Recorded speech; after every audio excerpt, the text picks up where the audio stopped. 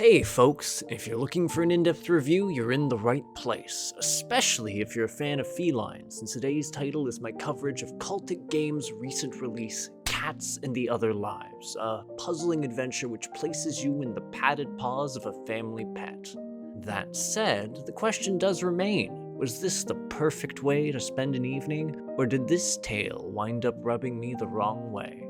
I'm your host Arlyeon, let's find out together. Family can be complicated.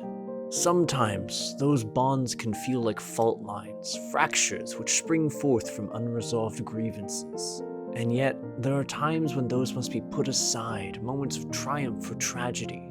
It is the latter which sees the Mason family now gathering in the family estate after the recent passing of their patriarch, Bernard.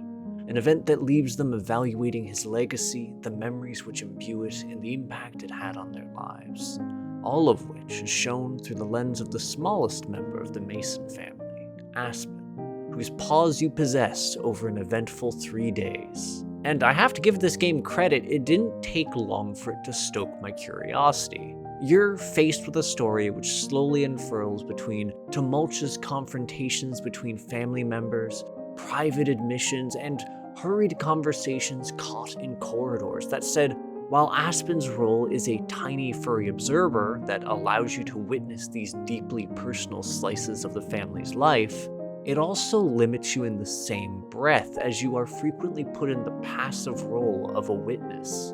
Yes, you can interact with the world, and sometimes you'll even need to make a bit of a ruckus to move a scene forward, but there's also a lot of moments where you will simply be watching this train wreck proceed forward, and it works because of what you're playing as. You get to watch this family go through circumstances that feel very raw as they struggle with coexisting during their time of need and contending with unresolved issues while trying to figure out the future or if they even want some sort of reconciliation.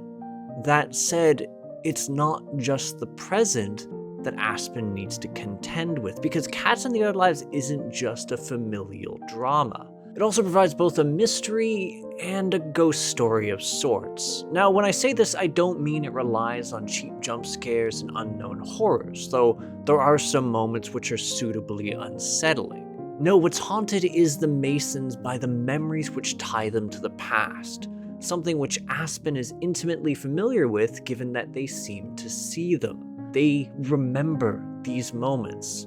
And what makes this mystery so compelling to me is Cats did a great job of writing these segments so that as I was introduced through the clues and the context, both past and present, I was able to start theory crafting on what I was seeing, especially as earlier scenes were revisited with a bit more context. It also led to me thoroughly searching the house to the best of my ability because there are hidden lore tidbits to be found, extra memories which can often offer a bit more clarity, a bit more insight to the story as a whole. Because I just wasn't done being the big sad over how some of these moments pan out. Thankfully though, Cats and the Other Lives isn't strictly devoted to tugging on your heartstrings or potentially having you vicariously relive your dysfunctional childhood. Because between the messy social dynamics, there's cat things to do, point and click style. Despite the fact that Aspen's an older cat, they're fairly active, and so you'll find yourself falling into their daily routine over the course of the game, with the occasional puzzles coming in the form of small bits of mischief, such as trying to figure out how to acquire a turkey dinner, or how to get around the house with all its pesky closed doors. Also, given that you're a cat, you don't have to worry about any lengthy fetch quests or extremely convoluted trading sequences to somehow convert a wad of chewed up gum into a golden horseshoe. Instead, you're left with the fairly organic process of figuring out what you want to get done in a room and doing it, and maybe just pouncing onto every available surface for the sake thereof, because clicking on the various interaction spots does things.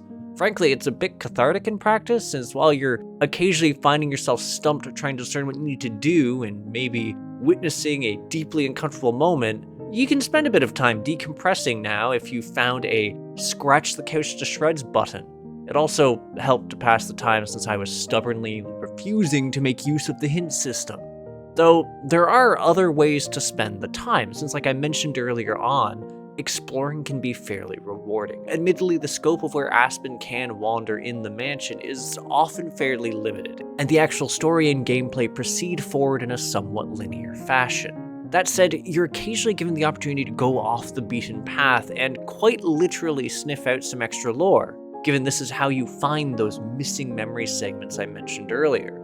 Not that I really need to go off the beaten path in order to find some novel entertainment, as there's more than a few segments which change things from a strict point and click to something else. Suffice to say, when Aspen was introduced to a laser pointer, I actually cackled, though that paled in comparison to all the time I spent terrorizing corvids, especially given how that all culminates.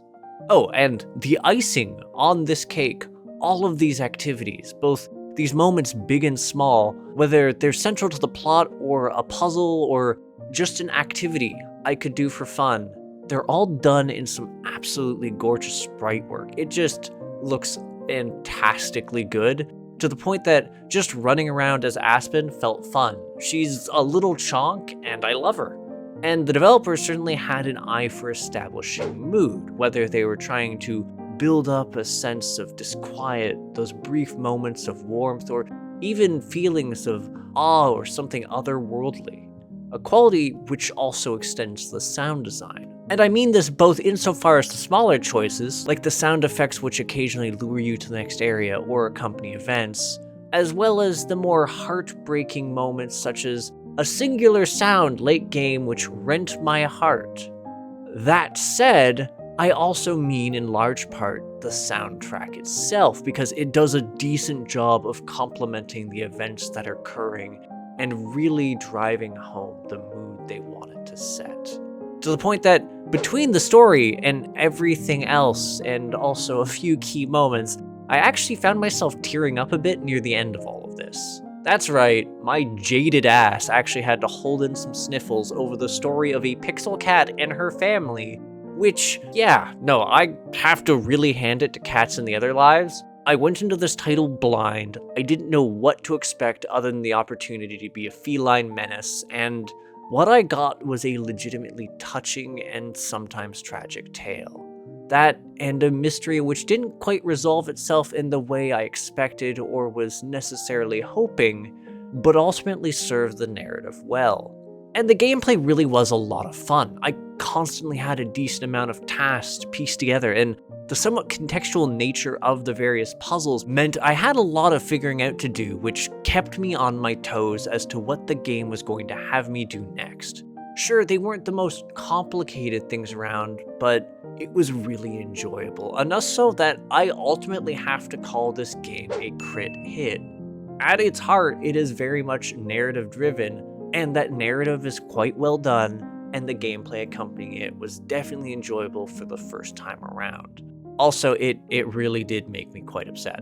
Anywho, thanks for tuning in. If you agree, disagree, or just have something to say to me, feel free to comment. If you enjoy my efforts to create new indie reviews, interviews, and gaming content, hit the subscribe button and the bell so you know when there's a new release. For the Discord savvy folks, click the video description to find a link to my community, the Crit Hit Cauldron, and to my Patreon so you can support me and the other members of Crit Hit.